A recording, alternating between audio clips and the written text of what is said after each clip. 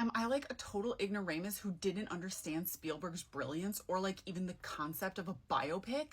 Or is it possible that I knew that Spielberg stans are the most humorless reply guys on the internet, and that if I put forth a very widely held criticism of this film that I am far from the first person to mention, that they would not be able to resist coming in my comments and scolding me for not understanding how great Spielberg is, watching my video through multiple times as they typed up their essays about what a dumbass I am in the comments, thereby helping me overcome the 6 months long severe content suppression that I've been facing on TikTok. Because on this channel, we're doing a whole lot of education and a little bit of rage farming for a good cause. But I did actually have a lot more to say about Spielberg and his Zionism and the Zionism intertwined in Oskar Schindler's life that I didn't get to in the last video, so let's do it here. So here's some more messy moral complexity for you. Starting in 1943, Schindler started taking trips to Budapest to report on Nazi activities and bring back money for the Jewish underground resistance, which is good. But he got that money from the Jewish Agency for Palestine, which we've talked about on this channel before. They were, starting in the early 1900s through 1948, buying up huge tracts of Palestinian land from foreign owners and expelling the Palestinian people who had been, in some cases, living and farming that land for tens of generations. So all that money that they were raising was based on colonization and the theft of these lands from the indigenous people. It was Oskar Schindler's final wish to be buried in Jerusalem. This is his grave at Mount Zion Cemetery. He wanted to be laid to rest among his Schindlerjuden, his children as he called them, the Jews that he had saved, many of whom then settled in Israel. So his corpse is like a colonizer.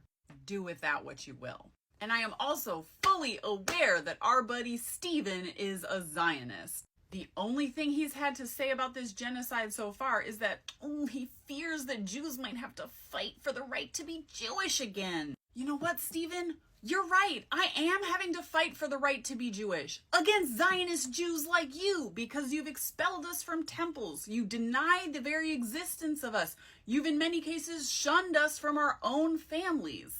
And you continually associate all the Jews in the world with this homicidal, genocidal death cult in Israel that I don't want anything to do with. Now, I also was aware of this tweet by Low Key claiming that through his foundation, the Righteous Persons Foundation, Steven Spielberg has funded the ADL, Birthright Israel, and these other organizations that are building illegal settlements in Sheikh Jarrah.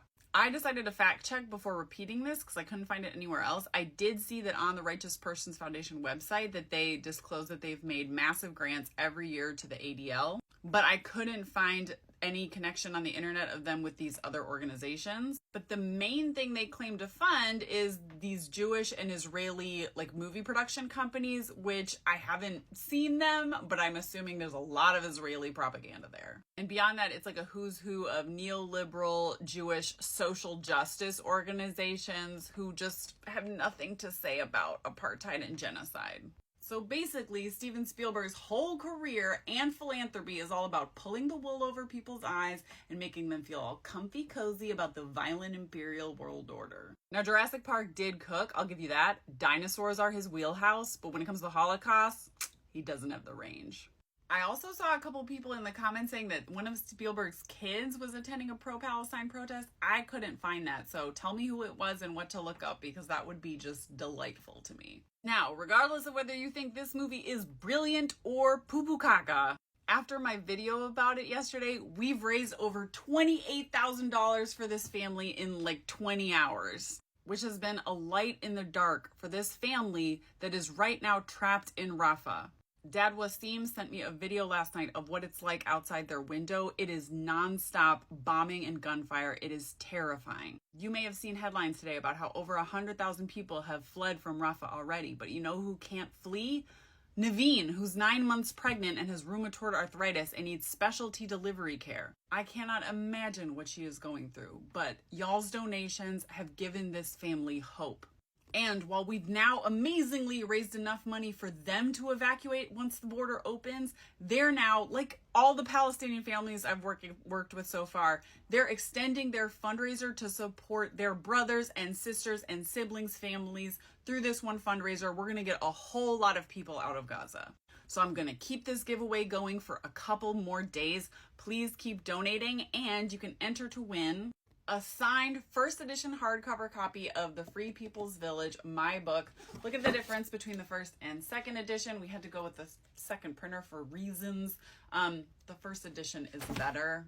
To enter, you're going to donate at least €5 to the donation campaign. That's the first link in my bio. Then send a screenshot of your receipt to t4gaza@gmail.com. And to everyone who donates, you're amazing. You're my mashpucha. I love you.